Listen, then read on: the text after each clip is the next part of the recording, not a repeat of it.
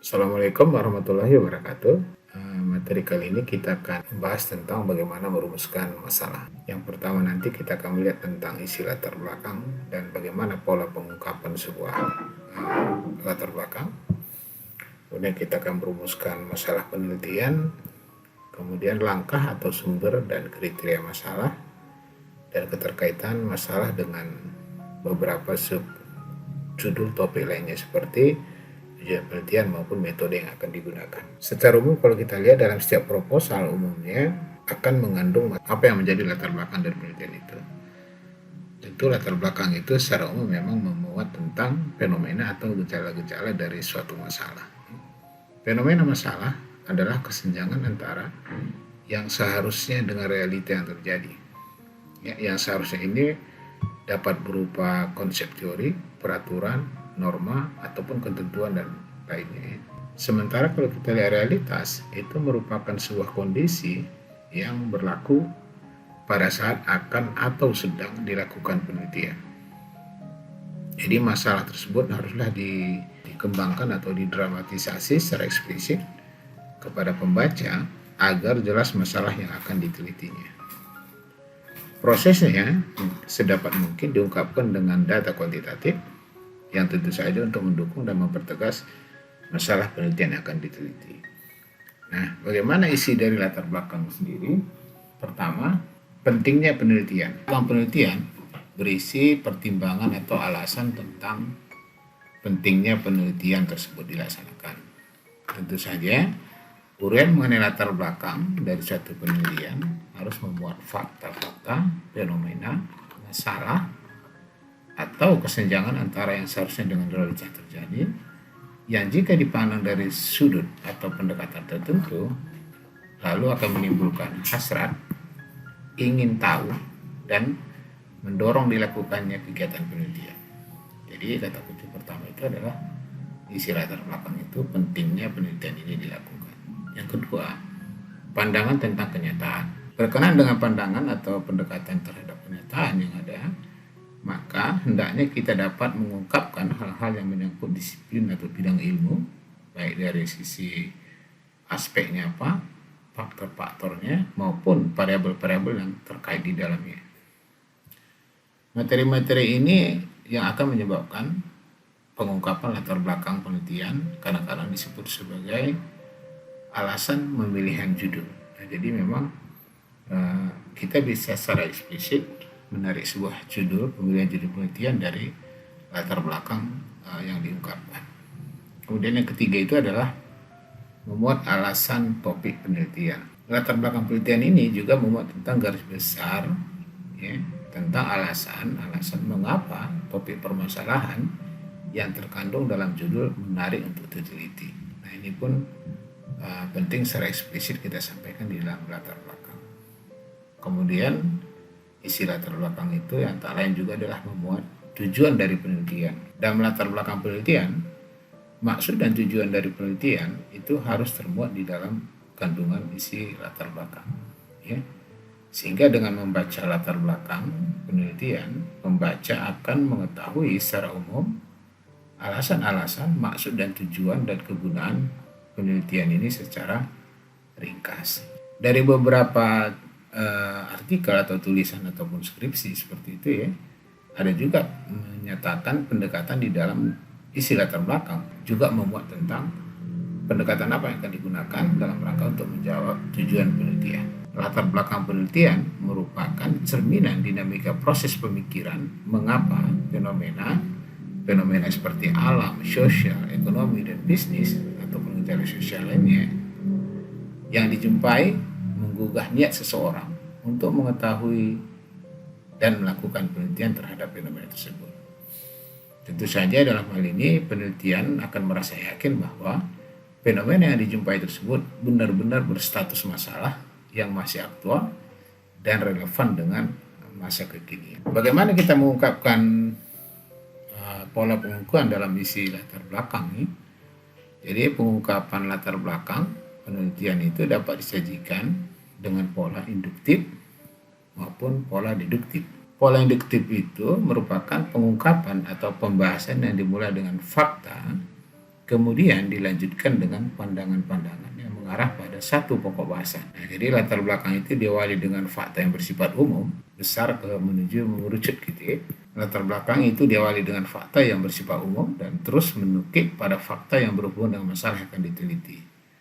Ada kemungkinan semua fakta, baik yang berhubungan dengan masalah yang diteliti maupun yang tidak, akan dimuat dalam latar belakang. Nah, ini merupakan salah satu kelemahan dari pendekatan induktif. Karena semua fakta yang masuk, maka kemungkinan akibatnya isi latar belakang tersebut terlalu umum dan malah menjadi tidak jelas. Berbeda hanya dengan pengungkapan dengan pola deduktif ya. Pola deduktif adalah pengungkapan yang dimulai dengan pola pikir atau pandangan-pandangan yang dilanjutkan dengan penunjukan fakta-fakta khusus dan spesifik.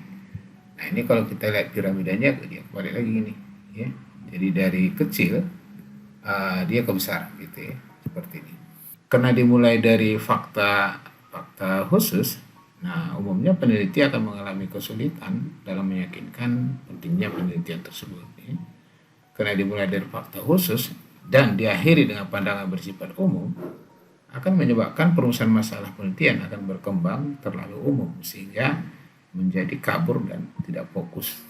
Jadi dalam prakteknya dan secara umum, pola pengungkapan secara induktif atau disebut sebagai pola piramida terbalik paling banyak digunakan dalam dunia nyata. Kemudian bagaimana kita merumuskan masalah penelitian? Masalah penelitian menunjukkan suatu tantangan bagi peneliti ya, sehingga masalah penelitian yang benar-benar dipermasalahkan dalam penelitian tentu saja membutuhkan unsur-unsur yang menggerakkan kita dalam membahasnya ya, seperti kita merasa atau peneliti merasa berkepentingan untuk memecahkan masalah tersebut.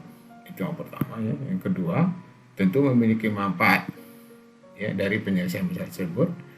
Dan ketiga adalah masalahnya itu adalah realistis. Artinya, masalah yang hendak dibahas benar-benar realistis dan nyata serta didukung oleh fakta atau bukti-bukti yang nyata. Sehingga mengenal masalah peneliti harus disertai dengan pandangan yang kritis dan selektif. Begitu pentingnya masalah penelitian sehingga menyebabkan banyak para ahli penelitian menyatakan bahwa tidak ada masalah penelitian, tentu tidak ada penelitian gitu. Karena mereka menganggap masalah penelitian adalah core dari sebuah penelitian itu sendiri. Jadi masalah dalam suatu penelitian merupakan sentral atau inti dari kegiatan penelitian. Masalah penelitian dalam suatu penelitian adalah masalah atau pertanyaan bagi kita atau bagi si peneliti tentu saja yang perlu dicari jawabannya ya. Sementara pertanyaan yang diungkapkan dalam sebuah penelitian itu bisa berupa pernyataan yang bersifat positif maupun yang negatif. Tentu saja ketika kita memahami masalah penelitian akan berbeda dengan pengertian masalah dari sisi pandangan umum nih. Dalam pengertian umum, masalah diartikan sebagai penyimpangan antara beda antara fakta dengan standar-standar tertentu. Ya, katakan misalnya standar tertentu tersebut bisa berupa teori, aturan, logika ataupun kebiasaan ataupun keharusan. Sementara dalam penelitian, masalah itu merupakan pertanyaan bagi peneliti yang ingin dicari jawabannya atau penyelesaiannya. Nah, di sini kalau kita lihat masalah dalam penelitian itu bisa dimulai dari penyimpangan fakta ataupun oleh fakta yang bukan merupakan penyimpangan bagi sebuah objek. Fakta-fakta tersebut dapat kita transformasikan menjadi suatu pertanyaan penting, menarik, dan memungkinkan untuk dijawab melalui sebuah kegiatan penelitian. Pertanyaan penelitian merupakan dalam tanda kutip itu adalah masalah penelitian. Artinya pertanyaan di sini sebenarnya sama dengan masalah penelitian ya. Karena itu merupakan tugas dan beban moral yang mendorong dan menantang si peneliti untuk melakukan penelitian. Pertanyaan-pertanyaan inilah yang kemudian mendorong kita ataupun peneliti untuk mengumpulkan data yang relevan, tentu saja yang terkait ya. Kemudian diolah ataupun dianalisa, kemudian menyimpulkan dari hasil olahan tersebut sehingga masalahnya dapat terjawab dan tujuan penelitian dapat tercapai. Dengan demikian maka beban moral dari si peneliti juga akan telah dapat terselesaikan. Kita lihat langkah dalam menetapkan masalah. Pertama adalah tentu saja kita identifikasi fakta awal.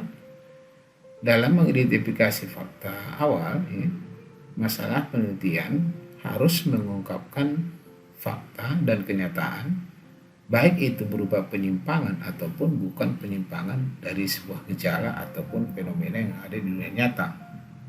Dalam hal ini, semua fakta dan gejala yang harus berhubungan dengan permasalahan diungkapkan secara jelas. Pengungkapan fakta-fakta dan gejala permasalahan dapat ditempatkan dalam latar belakang penelitian, dan pengungkapan fakta-fakta dan gejala-gejala harus diarahkan pada pernyataan penelitian dan pentingnya permasalahan penelitian untuk diteliti.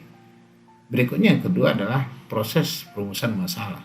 Proses perumusan masalah adalah upaya pengungkapan pandangan-pandangan dan pola pikir teoritis logis dalam mendekati fakta, kenyataan, gejala, dan fenomena yang ada sehingga dapat diformulasikan menjadi pernyataan penelitian atau pertanyaan penelitian yang memadai untuk diteliti ataupun untuk dijawab. Kemudian yang ketiga adalah kita merumuskan masalah pokok penelitian. Merumuskan masalah pokok penelitian itu merupakan kegiatan pemilihan dari berbagai pertanyaan yang muncul dalam proses perumusan masalah.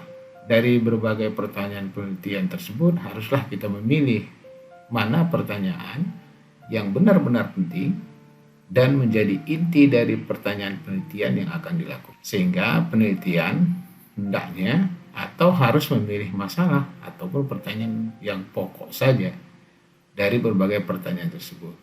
Masalah pokok atau masalah umum ini disajikan dalam bentuk kalimat tanya. Berikutnya kita lihat sumber permasalahan. Sumber permasalahan itu bisa dari 3 hal kita peroleh dari diri kita sendiri atau pribadi gitu ya. Diri pribadi ini merupakan sumber utama atau sumber untuk menemukan permasalahan yang lebih asli, ya, original, jika dibandingkan dengan sumber lainnya. Namun demikian, hanya orang yang berpengalaman atau sering melakukan penelitian atau pemerhati dan selalu ya katakanlah membaca buku gitu ya, yang mudah menemukan permasalahan penelitian. Bagi yang belum, tentu saja maksudnya bagi yang belum berpengalaman atau bukan pemerhati dan kurang membaca atau jarang melakukan penelitian, maka sumber pribadi merupakan sumber permasalahan penelitian yang sulit bagi peneliti tersebut. Yang kedua adalah bisa dari sumber perpustakaan. Perpustakaan merupakan sumber untuk menemukan permasalahan penelitian yang paling banyak dan populer digunakan oleh setiap peneliti. Kenapa? Karena perpustakaan itu menyediakan banyak sumber penelitian dan sekaligus sumber masalah untuk penelitian. Dalam perpustakaan, orang dapat membaca dan menemukan berbagai bahan bacaan. Bahan bacaan yang paling banyak memunculkan masalah atau pertanyaan penelitian seperti dalam bentuk jurnal gitu ya. Jurnal juga merupakan kumpulan tulisan, baik itu berupa temuan baru, ide pemikiran, hasil pemikiran, dan lain sebagainya yang sifatnya spesifik. Sehingga dengan membaca jurnal akan diperoleh permasalahan atau pertanyaan penelitian yang sesuai dengan bidang ilmu si peneliti. Dalam perpustakaan dengan ditemukannya berbagai jurnal dari berbagai disiplin ilmu, sehingga jurnal merupakan sumber menemukan permasalahan penelitian yang paling utama. Jadi perpustakaan sekarang ya ada juga sifatnya seperti online ya. Ada juga repositori gitu ya. Nah, ini juga bisa. Ada juga yang offline. Offline itu berarti ya tentu office nih. Kemudian yang ketiga dari tokoh ilmuwan atau sponsor atau konsultan. Tokoh ilmuwan ya atau ilmuwan senior, sponsor dan konsultan terutama yang dipandang telah memiliki otoritas wibawa akademik dalam disiplin ilmunya yang merupakan salah satu sumber permasalahan penelitian yang penting. Pertanyaan-pertanyaan atau pendapat-pendapat para tokoh atau ilmuwan atau konsultan pada umumnya menarik untuk diamati dan menarik perhatian banyak orang. Selain menarik pernyataan atau pendapatnya, dapat dijadikan sebagai acuan sumber inspirasi untuk melakukan suatu penelitian. Berikutnya kita lihat kriteria dan menetapkan masalah. Yang pertama adalah mencerminkan kebutuhan. Mencerminkan kebutuhan yang dirasakan cukup penting dan menarik terutama bagi si peneliti. Artinya bahwa masalah yang akan diteliti tersebut memang benar-benar penting dan menarik untuk diteliti, sehingga tidak semua masalah yang menarik penting juga untuk diteliti gitu ya. Peneliti mempunyai kemampuan atau keahlian sesuai dengan bidangnya. Diharapkan peneliti mempunyai kemampuan dan keahlian dalam bidang yang menjadi masalah penelitian. Dengan adanya keahlian dan pengetahuan yang luas di bidang yang akan diteliti, maka dapat diharapkan hasil penelitian yang berkualitas dan bermanfaat serta dapat diungkapkan secara tuntas. Ya. Kemudian yang ketiga adalah masalah bukan bersifat hipotesis. Ini berarti bahwa masalah yang akan diteliti bukanlah masalah yang direkayasa. Jadi itu maknanya yang masalah bukan yang bersifat hipotesis ya, atau dibuat-buat sehingga menjadi masalah tersendiri gitu ya. Kenapa? Karena masalahnya sendiri sudah dibuat-buat gitu ya. Jadi masalah yang aktual adalah masalah yang didukung dengan fakta-fakta yang benar, real dan nyata di dalam sebuah fenomena atau gejala bisnis ataupun sosial dan ekonomi. Kemudian yang keempat adalah hipotesis dapat diuji.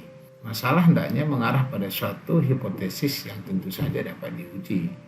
Dalam hal ini bahwa masalah yang hendak dibahas harus dapat diberikan jawaban sementaranya yang didasarkan pada ilmu pengetahuan yang ada atau hasil kajian sebelumnya. Mungkin saja suatu masalah penelitian menarik dan penting untuk diteliti, tetapi setelah dikaji dan dibahas tidak ditemui teori ya yang mampu menjelaskan kenapa masalah itu terjadi. Seperti itu akan mempersulit peneliti atau kita untuk menelitinya dan menemukan jawabannya. Atau mungkin saja jawabannya ditemukan tetapi memerlukan waktu yang cukup lama. Kemudian yang kelima adalah relevan dengan topik penelitian. Haruslah relevan ya, harus relevan dengan topik penelitian atau judul penelitian, latar belakang, fakta yang ada serta dapat dikerjakan atau diteliti. Dapat diteliti maksudnya tersedianya data dan alat analisis dan teori yang mendukungnya. Jadi ini 5 kriteria dalam rangka untuk menetapkan masalah penelitian. Kita lihat kriterianya, masalah 7 ya. Yang pertama adalah kemanfaatan. Tentu kita akan bertanya, masalah yang akan diteliti harus berguna bagi untuk kepentingan si peneliti atau bagi pengembangan ilmu pengetahuan dan atau bagi masyarakat umum. Suatu masalah tidak perlu diteliti jika tidak bermanfaat, sehingga yang pertama harus diperhatikan adalah bahwa permasalahan yang ingin dicari jawabannya itu adalah bermanfaat atau berguna. Kemudian yang kedua adalah landasan teori. Pertanyaannya, apakah ada teori yang mendukung untuk memecahkan masalah tersebut? Dan apakah bidang ilmunya dikuasai dengan baik oleh si peneliti? Nah, untuk memecahkan suatu masalah, tentu saja diperlukan dasar teori yang kuat agar jawaban masalah tersebut memenuhi kriteria-kriteria ilmiah. Suatu masalah akan dapat dicarikan jawabannya secara benar jika sudah memenuhi kriteria metode ilmiah. Pertanyaan ketiganya adalah, apakah masalah tersebut menarik? Artinya begini, karena kita lihat banyak masalah yang kita jumpai dalam kehidupan sehari-hari dan berbeda-beda pula tingkat kesulitannya, serta bervariasi waktu yang dibutuhkan untuk memecahkannya. Dalam kasus seperti ini, tentu si peneliti harus dapat menemukan motif yang cukup kuat sehingga masalah tersebut menarik untuk diteliti, terutama bagi peneliti itu sendiri. Oke, yang keempat, masalah memberikan hal yang baru. Ya. Pertanyaannya adalah, apakah masalah tersebut memberikan sesuatu yang baru? Untuk menjawab pertanyaan ini, kita memerlukan pengetahuan yang luas dalam bidang pengetahuan masing-masing, sehingga diketahui apakah dengan jawaban masalah tersebut akan membawa sesuatu yang baru.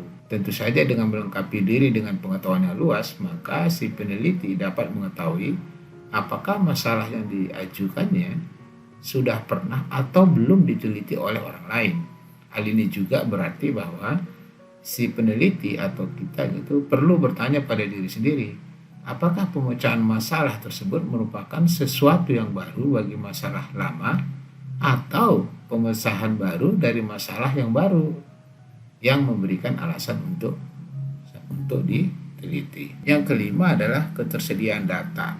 Apakah untuk pemecahan masalah tersebut tersedia data yang cukup? Nah, ini kan perlu kita tahu, karena bisa jadi masalahnya bagus tapi datanya tidak tersedia gitu. Itu pun menjadi bukan kriteria penelitian yang baik ya. Jadi tersedianya data yang cukup untuk menjawab permasalahan yang diajukan seringkali merupakan rintangan bagi peneliti melakukan penelitian secara cermat. Nah, meskipun suatu masalah tersebut menarik, berguna, dan merupakan hal yang baru, maka hal itu tidak akan berarti jika data yang dibutuhkan untuk penelitian tersebut tidak tersedia dengan baik. Artinya, data juga merupakan syarat penting dalam memecahkan sebuah masalah. Kemudian bagaimana kita membuat batasan masalah? Suatu masalah yang dirumuskan terlalu umum dan luas tidak akan diperoleh jawaban secara sempurna. Pembahasan masalah bukan saja diperlukan untuk mempermudah atau menyederhanakan masalah, tetapi juga berguna untuk menetapkan segala sesuatu yang berhubungan dengan penelitian, seperti waktu, biaya, dan data. Yang terakhir adalah masalah penelitian memungkinkan untuk diuji secara empiris. Suatu masalah memungkinkan untuk diuji secara empiris jika dari masalah tersebut tersedia data yang dapat digunakan, kemudian tersedia teori yang mendukungnya, serta tersedia alat uji untuk mengujinya. Nah, sehingga ketujuh kriteria ini merupakan kriteria masalah yang baik atau layak dalam merumuskan masalah penelitian. Bagaimana terkait rumusan penelitian dengan berbagai subnya seperti judul penelitian, latar belakang, tujuan pustaka, tujuan dan penelitian maupun metodologi penelitian. Kita harus tahu bahwasanya setelah permasalahan diidentifikasi dengan tepat, langkah berikutnya adalah memberikan nama atau judul penelitian.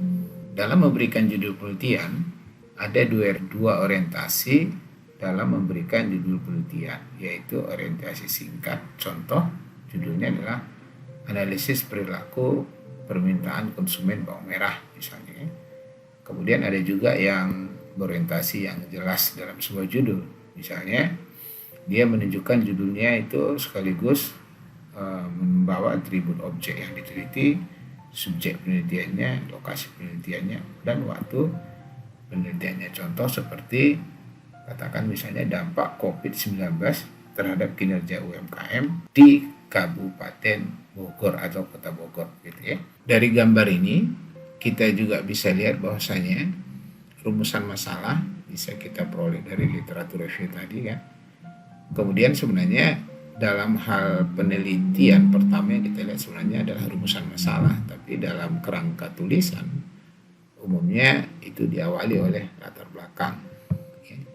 Itu biasa seperti itu, tapi sebenarnya adalah masalah yang harus jelas dulu, baru kita sebenarnya bisa menciptakan sebuah latar belakang penelitian. Dari latar belakang kita akan bisa menderive judul penelitian yang sesuai dengan masalah yang kita kembangkan, termasuk juga tujuan dan lingkup penelitian kita. Tujuan penelitian sendiri kalau kita lihat adalah untuk memperoleh data empiris yang dapat digunakan dalam merumuskan, memperluas, dan memverifikasi teori.